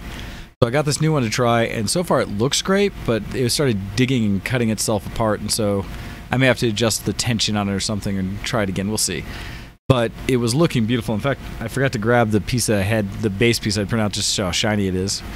But I am working on several things with 3D prints. I've got several commissions going, as well as I'm trying to finish off a print for a party I'm going to this coming Saturday that I was going to wear a helmet for, and so I'm trying to print that out right now, and it's a bit of a surprise costume, especially if the people hosting the party are listening, and that could be a thing, so I'm not going to say it here. They may specifically have listened in just to see if I would divulge what it is that I'm going to bring. They're very interested. It's going to be surprisingly simple, but I figured any opportunity I have to use my 3D printer to help support a costume, I'm going to try. So I've got several... You're going as a 3D printer. Actually, there's pieces sitting on my ironing board behind me for those who have a sharp eye and can figure out what it is. And Kuro is saying, have you tried the Ziltech filament yet? I have not. I found some other ones. I haven't done the grab bag like I'd planned to because I still have so much filament, and I was fighting with some of my printer stuff, so I hadn't changed that yet. And I need to actually keep a notebook because I've told others. In fact, I was telling my buddy Triptych today, who had finally got his printer working again, that it is best, because every filament and every company is a little different, that once you find a way to get successful prints from one, to write that crap down. And like what settings you used, which filament it was, if it was a specific color, or if it was just a base one, because everyone can end up printing differently. Now, the slicer I use, Cura, does allow you to do that in it, and where you can put the pricing of each one. You can put generally how your settings you were for each piece, which is great. But I'd almost say do some resource beyond that, because one, Cura can get updated and lose things, so either a spreadsheet or something. But just a way to track it so that you're ready to print the moment you get a new filament, or you replace one. It'd be very good. And so I am mistaking some of that. Oh, that was from Serathis. Talking about, wait, where did that come from? Because that is horrible. Oh, from the forest, I think, when you were talking about that? Oh, yeah, we're talking about the forest, yeah. Yeah, where Serathis says... From the factorial comments, we're talking about good builders that are there, and we said Subnautica is one that I actually just picked up. I've not played it at all yet, though. And we're saying that's a great game, but single player, but it's actually a complete game, unlike most building games out there. They're all still in beta and still being developed. And then the Forest got brought up as another fantastic builder that's not yet finished, but is multiplayer. Ah, gotcha. Okay. And yeah, the comment was, Sarah said, if you don't mind full frontal cannibal nudity, like Forest is good. And I responded saying, mind? I live for full frontal cannibal nudity. There you go. So yeah, you two can have. We each have our own things, right? Hey, everybody has what they enjoy and embrace it. You may just not want to. What's it called when you don't kink shame? That's what it is. Don't kink shame. Oh, gotcha. Okay, I was like, I'm not sure. Just because I love full frontal cannibal nudity, don't kink shame, bro. Hey, people like what they like. Just embrace it. And it's born that way, man. Hey, Now you may not want to embrace it fully because some kinks are dirtier than others. So, but at the same time, let others embrace what they want to. We'll put it that way. All right. Let's see. I did want to bring up, so like I said, I was talking about the 3D printing and stuff like that. I've got a lot going on, and hopefully I'll keep them all three going. In fact, I need to make some more videos about my R2 that I have, because I just bought the upgrade system that Robo has thrown out there for the new flex plate that they have from BuildTak. Not an inexpensive one, but it takes away the need to hopefully scrape your prints off of the print bed, because it has a spring steel base that when you pick up the print, you pick up the whole base and then you can just bend it, which should pop the print directly off and should make it really easy to remove prints and not destroy a surface, because I have torn several BuildTak sheets and it always makes me unhappy. So we'll see how that goes. But I want to actually film a little video of setting it up so that if other people were looking at doing it, they would have an understanding of why the benefits are. So we'll see. But yeah, so that's what I've been doing for 3D prints. Got several more things to try to get done on it. I've got a couple commissions. I just delivered a couple commissions, and I have another one that actually was fun. The gal I had made my sword for, I give it to her, gave her her sword, and she was so thrilled about it. And I told her that option of me making another blade for it that's a different color that matches the character better, and she was super excited. And so I may have also gotten out and got new filament for that and need to start its print. So she's paying me for a few things on that, so that's all nice.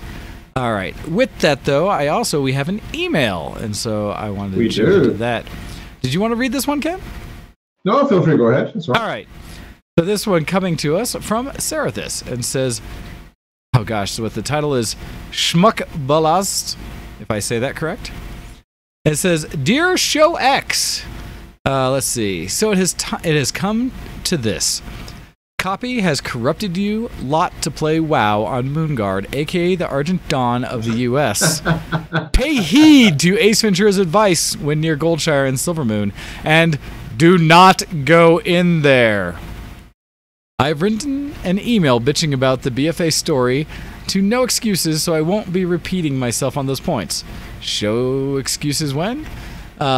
Instead, I'll just point out that if you get a free 110 boost for one character, you should use it on Priest if you ever main Priest, because solo leveling Priest is horrendous. Not even once. There are a few things that are better in BFA than Legion, however. One particularly great thing I found was the music.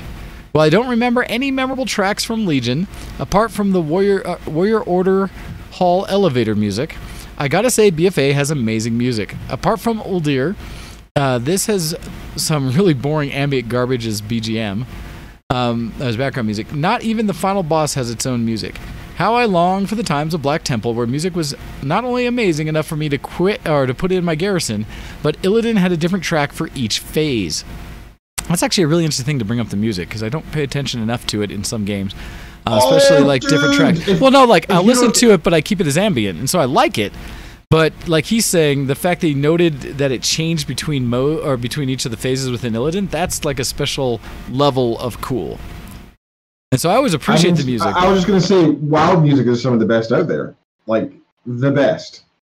It's so good. I actually need to expand upon. Actually, we should put maybe a poll. Actually, here's a thing for our subreddit.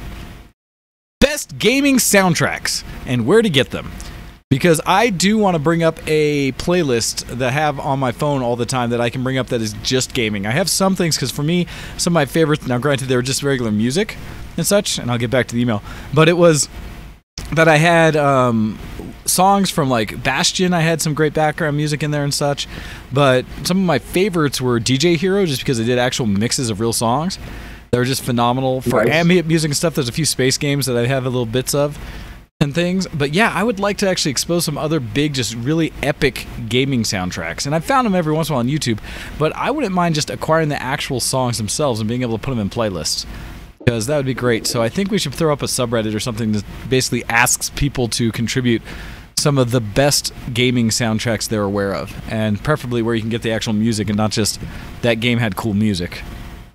But, you know, where you can either purchase or download it. That'd be so cool. So, yeah, jump in our subreddit, ShowX. So what I'm doing is I've made a Spotify playlist. I think I can get so other people can add to it. Yeah, I've made a collaborative playlist. Ooh, this will be a smart thing. I will share this as a link onto our subreddit now.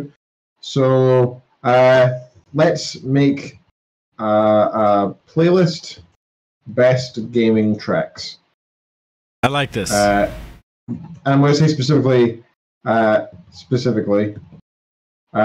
what are the best musical tracks from games, not best tracks to games, not best tracks to game 2. Yes, that is a particular piece. Add them here onto our collaborative Spotify playlist. Yeah, because if we can build that, and what did you label the playlist as? I've named it Show X Best Gaming Songs. Good. Has to make sure it comes back to us, because this needs to go viral and big, and just be like, hey, the one thing we'll be noted for, collecting other people's taste. Anyhow, so that's going to go in the Twitch chat right now. The post, and I've made the playlist, so I've done all that.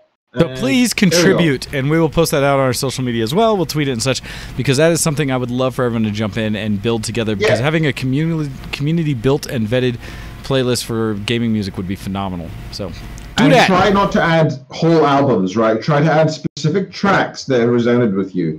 For example, off the top of my head, I'll be adding Totems of the Grizzlemaw from Wrath of the Lich King. Great soundtrack. And I'll also probably be adding Arthas, My Son. That's a very good one. Another Wrath one. Nice. And maybe a couple of ambient ones as well from the sort of scenery around... what's that area called, actually? It's Northrend... Wintergrasp. The Wintergrasp song is fantastic. Really nice ambient background music. Awesome. So there we go. I'll add a few like that. Single tracks. Do the same, not just WoW, but whatever games you think are really good. Any genre as well, right? It doesn't have to be ambient. It can be anything. Yeah, just game music from games. That's the key. All right, so continuing the email, says also, let's see, Battle for Azeroth is totally about the faction war. There is no way that the expansion is going to be hijacked midway by the Void. There are no hints about old gods. Jaina didn't totally spill her ink onto the map of Kol Tiras in a way that it formed black tentacles moving towards the Shrine of Storms. There is no quest line that is literally Darkest Dungeon, completely with Ghost Quest Giver with flowery speech and sandy bar. Blizzard is a master of subtlety and didn't signal all of this way before even the expansion was released. But at least Rogue is still best class, and I can stealth my way past the Horde gank quests, which are surprisingly rare. Apparently, everyone... I quite enjoy those, by the way. I love the war stuff. I think it's really fun. I'll be curious to get up to that point of it and kind of see how that's going and hear stories from people. Apparently, playing as a warrior has made this fun. Sorry. Continue. No, you're good. Apparently, everyone did the optimal thing and enabled war mode for the 10% bonus XP, gold, and 3 extra talents, then not bothered slowing each other's progression by killing the other side for a minimal honor gain. This is in stark contrast from the Horde NPCs, who in the storyline are way too eager to firebomb an Alliance village than explicitly go and hunt down the civilians. Much more gray, such honor. That coming to us from Seraphis. So that's a reference to the fact that Blizzard keeps saying that they're aiming to have a morally gray Horde, right? It's not going to be evil, it's not going to be good, but they'll have some things that make you question. But then they do stuff like this, right? Like, we will literally just bomb a bunch of civilians. Oh, it's morally gray, right? That's kind of what he's referencing to. It's about the long term, right? This is, all things fair and love. Like I said before, right? Like in real war, so there is collateral damage, and sometimes there's intentional collateral damage. Like, let's take out where their food supply comes from. Yes, you're killing civilians, but you're also killing the army, and that's the point of it, right? So it is kind of still morally gray, to be honest, genuinely. But no, I do like that they are focusing on the faction piece. That was something I had said from the get-go that made me excited that was what they were working on. So that is cool. All right, so thank you, Seraphis, for jumping in on that and actually giving us some feedback on how your WoW experience is going. I definitely want to keep hearing these stories because that is partly what's keeping me excited to actually get back in and try playing the game again. So I really do appreciate you sharing. All right, I think that's all I had for my geek cred as well. And so with that, I think we have a little bit of time if we have any articles or anything we want to talk about, specifically as we get into technology, news, and more today on the Geekoscope. So, let's see. I don't know, Ken, do you have any articles that you've been looking at recently and keeping track of? To be honest, no, I don't, but I can definitely find some. Well, it's all right if you don't, because there are a bunch out there. One of the things I did want to throw out there in general, hopefully, we had talked a little bit about NVIDIA's 20 series cards that are coming out this month, towards the end, although it sounds like the 2080s may have been, or the TI specifically, may have been delayed a couple weeks. So we'll see what goes on with those. Also, it looks like the first numbers are starting to come out, that there's at least been one post, and this was on the Versus the World Gaming channel on social media, on Facebook, that I think our buddy Paz put one in there, talking very specifically about NVIDIA's first numbers coming out with a new series that are actually kind of impressive. Now, they did limit what they were showing to 4K as what they were testing against, But an example is in, let's see, one of the games they showed is Battlefield 1, and they showed the 2080 Ti and 2080 versus a 1080 Ti and 1080. And an example being that with, everything on apparently or whatever, or just their various settings, but all at 4K, that the current 1080, like I have in my computer, could pull off Battlefield 1, and we'll say with the HDR or whatever, everything on 4K at about 44 frames per second. And that the 1080 Ti could do 56 frames per second, and this is just the lowest setting they had, or what are the most demanding, where the 2080 series card could do 73 frames per second, and the 2080 Ti 88. And so if you look at a kind of comparison generation to generation, that is almost, 29 frames per second faster on the 2080 than my 1080. And so, I mean, performance-wise, that's about like a 60 or 70% increase in performance. And from the 1080 Ti to the 2080 Ti, you're seeing 56 to 88 frames per second. So it's equally about that same 60-ish or more % increase in performance, which is not a slouch. That's actually really significant. That is a pretty big jump. What's another example? Mass Effect Andromeda. It went from 35 frames per second for a 1080 to the 2080 at 50. So 15 frames per second faster at 4K. Now, admittedly, 4K is definitely pushing the video card versus CPU and other things, so your results may vary depending on what your overall setup and how you play. They had PlayerUnknown Battleground, which had a little smaller jump, but from the 1080 to the 2080 was from 46 to 62 frames per second, and from the 1080 Ti to the 2080 is 58 to 79 frames per second. The nice thing is with all of these, we're seeing a decent jump. And now, granted, this is a leaked thing, and we'll have to see what the real numbers end up being. But for those who especially are still sitting on a 9 series card or older, it may be worthwhile to start looking at the 20 series cards. Now, I say that understanding also that they're very damn expensive, so we'll see. And yes, as Kuro says, those are NVIDIA official benchmarks. He'll believe it when third parties get their hands on it and get out of the NDAs, which is what I'm telling everybody is wait for the actual reviews to come out, because we don't know what those numbers are really going to look like until you get them in other games and things like that. So we'll see what's happening with that. And yes, Serathis, being sarcastic about that, understood. Let's see. So that one's nice, and I do look forward to more of that coming out. Beyond that, for topics and such, one of the things I'd also seen, so there's a bunch of stuff here in the U.S. about net neutrality that's still going on. Is always fun, I guess. There was an article that came out not long ago that talked from a specific lobbyist group and basically dropping their drawers on or lifting their skirts, showing what their goals were to outline to the U.S. government about net neutrality and what they're trying to accomplish. And essentially, it's exactly what everyone expected them to do, but it says that the talking points are not all that surprising if you're at all familiar with telco industry. So there aren't really any huge smoking guns here, but they do cover a huge range of issues from net neutrality, competition, privacy, cybersecurity, and more. Amusingly, on the net neutrality front, there's a section on, quote, Verizon throttling fire responders, which I don't know if you heard that. Did we talk about that story, Ken? About I can vaguely hear some words you're saying, but you're watching hard. So okay. I'm just... You're just following along. I'll let you go on. Shout when you want me to discuss one of the articles I have here. Okay, well, hopefully my restarting things have helped things. So, yeah, no, there's an issue in California where Verizon had essentially throttled a bunch of the traffic and internet connection for a bunch of firefighters that were working the wildfires. Oh, yes, we talked about this a couple of weeks ago. So there's a section there specifically for the talking points about how they're trying to shape what the government thinks, talking about that, basically bringing up all the stuff that, it was just a miscommunication and they would never do that and stuff. So there's that article. There's also discussion that came up about specifically kind of the nefarious things that telcons are doing. And that wherever there are bills being put up, because California recently has passed net neutrality bills, that telecons are lying to senior citizens about net neutrality. And so part of what they do is they have a bunch of advertisements they've been putting out to different areas, and this was happening in California to try to fight the new net neutrality laws, where they did things, quote, where one of the articles came out and said, your assembly member will be voting on a proposal by San Francisco politicians that, quote, could increase your cell phone bill by $30 a month and slow down your data. These are robocalls they put out. And said, Oh my God. we can't afford higher cell phone bills. We can't afford slower data. We can't afford Senate Bill 822. And it's, the telecoms very specifically telling citizens falsehoods and misleading things to try to get them to... That should be very illegal. Right, It's not. right.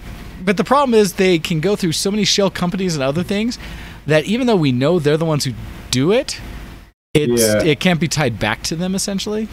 Oh my God, that's so blatantly evil. Yes, this is what internet providers and telecommunication companies in the U.S. are. They may be that way elsewhere, but it's absolutely what we have in the States here, and why it is so necessary that we have things like net neutrality and government regulation of how they control our access to the internet. Because you leave it to them, and they're just going to charge us more and never upgrade infrastructure. And every time they try to come back and say that if we were to get rid of net neutrality and government regulation, which basically we already have, that they're going to suddenly start investing more in the infrastructure and provide better internet to everyone, is garbage. They have proven over the years that they take every subsidy and every kind of government handout they can and don't do anything with it but just add profit because it costs money. We've had similar problems in the UK. Yeah, we have had. It's historically terrible how often it's happened here. But they shovel it all under the rug so that most people don't know they've done that they took billions in subsidies from the government specifically to give everyone fiber access across the country, and they never did. And they just took the money, and the government never asked for it back because the government's inept at holding people to task. I think it's more the people who would normally ask got paid off, or their bosses got paid off, right? Some level of corruption that's in there, but it's definitely there. So I will argue tooth and nail against people who try to minimize the importance of net neutrality. And it's because there's a lot of misinformation that's happening that is saying that, oh no, it's totally cool, what? And actually going back to the chat, because you guys obviously are aware of this, and I appreciate it. Yeah, Serathis, the EU accidentally the internet. Kuro saying robocalls equal federally illegal, and they have been doing robocalls. Hendo says, I can't tell if Ajit Pai is full of crap or not. I will argue he is fully aware of what he's doing since he used to work for the telcos. And he says he definitely believes what he's saying. He's definitely been paid enough to carry a certain mentality to the people, and now that he's in a position of power to use it. Because why wouldn't you? And Sarath is continuing saying, Ajit Pai is bought and paid for, and you can't touch him. He is deep state. Yes, he is. It is horrible. He should never have been given a position of authority, especially in the FCC. That is just garbage. And we can't seem to do anything about it because the government is mostly inept and too busy trying to split sides than to actually fix anything.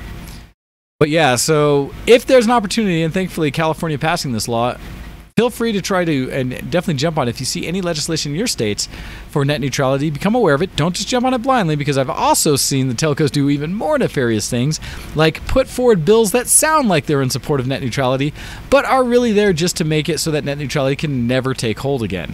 You have to be very careful about what you vote for, because there are so many laws that are put out there sounding beautiful. Really what it is chase the money, find out who's supporting it and where they get their money. That usually will lead you down the path of understanding whether it's a bill you support or not. And so there are ways to find out, but just be aware that it's happening all over. And now that California's passed theirs, expect to see, hopefully, other states do it themselves, because that is a states' right thing and not something the federal government should be messing around with, since they aren't going to do the right thing. So keep track of that. But those are a couple articles I definitely wanted to bring up because they've been in the news lately and just really annoying. Ken, absolutely. Did you have something you had seen or what you wanted to bring up? Yeah, I've got a few things here actually. So first of all, I've got three things here, but let me do a quick one first. Anybody who saw this around the internet, and I did, I saw this shared around, that Halo 5 is coming to PC. Guess what? It's not. It's been confirmed. It's been confirmed that this is just a rumor. And as always, yeah, it's not coming to PC. Sadly, even though that would be awesome. I was quite excited because I haven't played. I think it was Halo 1 was the last Halo game on PC, right? And it'd be nice to see it back again because it was so fun. I think they did Halo Wars and they did Halo 1, I don't maybe really count Halo as a 2. Halo game though. I'm just saying in general. I think those are all the ones that I've seen. Yeah. Well, I think there's also community-made versions, ported versions, but they're not quite perfect, or they're Russian. So Sadly, it's not coming out for our PC. But there we go. Rocket League's cross-platform party system has been delayed. These articles from IGN, by the way. Thanks to IGN. This. Psyonix has delayed the release of its planned cross-platform friends and party system for Rocket League. Dubbed Rocket ID, the system was originally supposed to launch this month, but it's no longer going to be the case. They said that they made a difficult decision to push it out to September and include it in a feature update because they wanted to operate flawlessly on all platforms, which is understandable, right? That being said, I actually did have a successful game with my sister-in-law when she was playing on Xbox and I was on PlayStation, because you can actually enter like a game ID or something currently and do it. However, there's no ranking. I believe it's like a training mode. You don't actually get to play the game. You just sort of drive around. So you can technically connect each other, but you can't actually do anything right now. So that's what's currently available. But September is when it'll officially come out. And this is something that I opened kind of for myself more than anything. I'm being a bit cheeky here. You can currently buy Overwatch on PC for under £10 right now. Apparently, normally the cheapest digital copy you can find is £22 CD keys, but it's now available for $12 or about £9.21 on the Humble monthly bundle, which is impressive. I'm really surprised that the Humble actually convinced her to reduce the price of it. That's mental.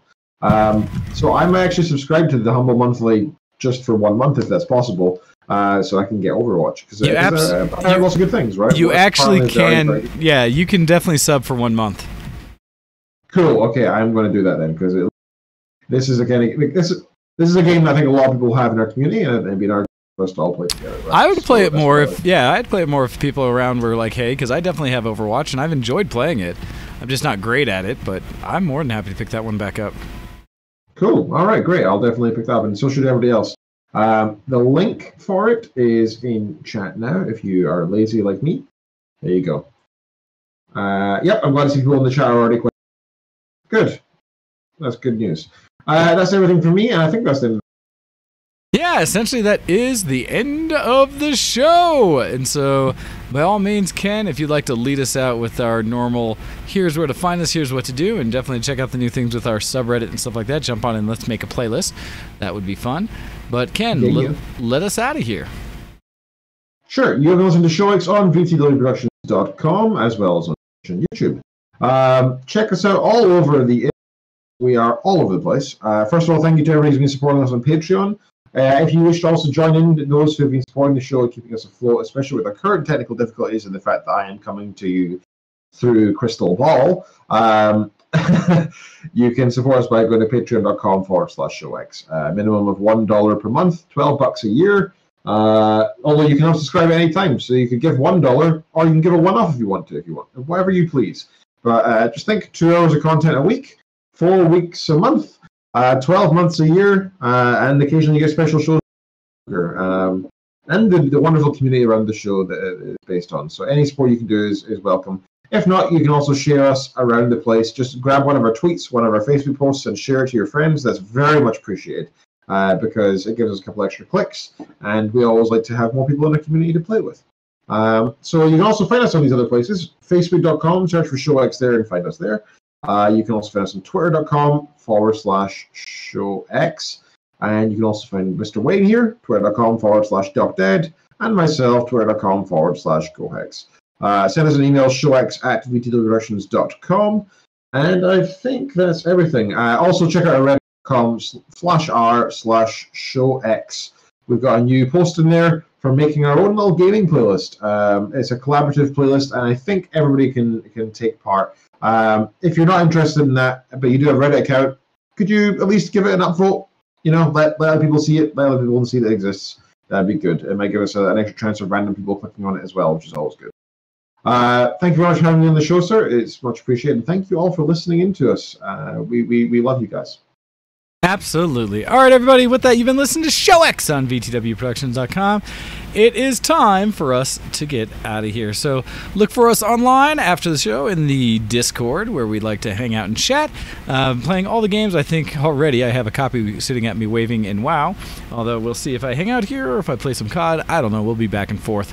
So, but check that out, and we will see you after that, and we'll catch you again next week. All right, everybody, thanks for watching. We're out of here. Bye! Goodbye. See you next zombie. Good night. I forgot.